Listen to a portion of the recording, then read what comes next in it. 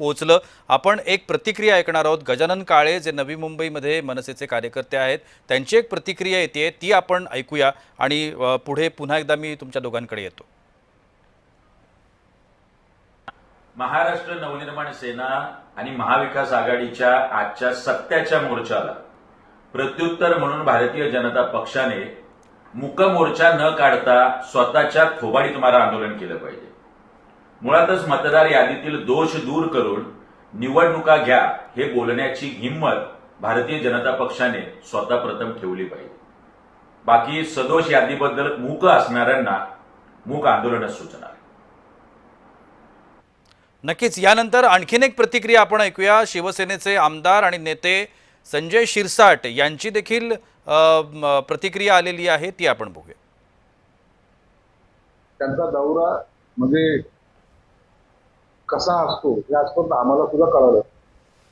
5 मिनिटं शेतकऱ्याशी बोलणं, 10 मिनिटं पदाधिकाऱ्याशी बोलणं आणि मुंबईकडे प्रयाण, असा जर तो दौरा असतो तर त्याला काही अर्थही नाही।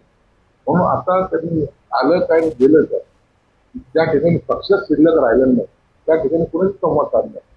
म्हणून आता किती हातपाय हलवले तरी त्यांना इथं पाठिंबा मिळणार नाही। अवधूत वाघ यांच्याकडे पहिल्यांदा जाणार आहे। अवधूत वाघ, तुम्ही गजानन काळेंची प्रतिक्रिया ऐकली असेल। मगाशी अविनाश जाधवांचा सुद्धा टोन तोच होता। ज्या पद्धतीनं बोगस मतदान झालंय किंवा बोगस मतदारांची नोंदणी झाली असं सातत्यानं हे सगळेजण म्हणतायत आणि त्या विरोधातला असणारा आजचा हा मोर्चा आहे। तर या सगळ्यांच्या या प्रतिक्रियांकडे, वक्तव्यांकडे तुम्ही कसं पाहता?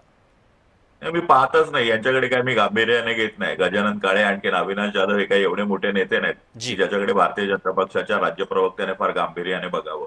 मी माझे मुद्दे स्पष्ट करतो। पहिला मुद्दा असा आहे की प्रत्येक विरोधी पक्षाने विजिलंट असणं हे चांगलं आहे आणि मोदीजी तुमच्यासारखे जर कार्यकर्ते विजिलंट असतील तर ते सुदृढ लोकशाहीचं लक्षण आहे। मुद्दा नंबर 1।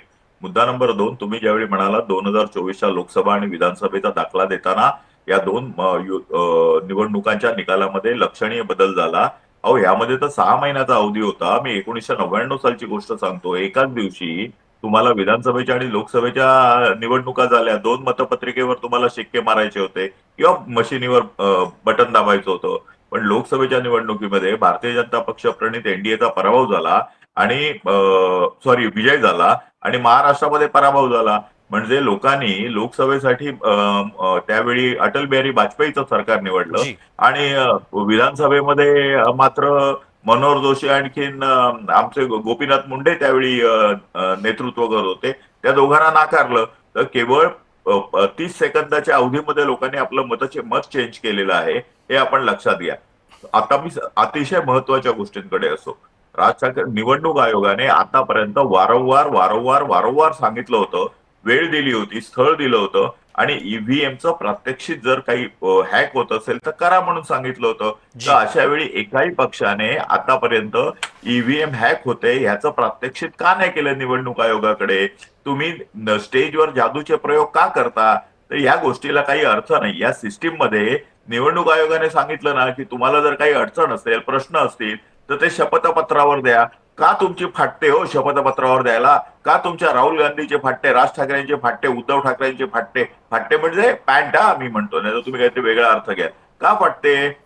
तुम्ही का ते शपथपत्र देत? आपण उत्तर घेऊया, आपण सुनील मोदींकडून याचं उत्तर घेऊया। पण त्याच्या आधी राम कदमांची एक प्रतिक्रिया आलेली आहे, ती आपण ऐकूया। सुनील मोदीजी, तुमच्याकडेच येणार आहे, तुम्हाला याचं उत्तर द्यायचंच आहे, तुम्हाला पुरेसा वेळ देणार आहे।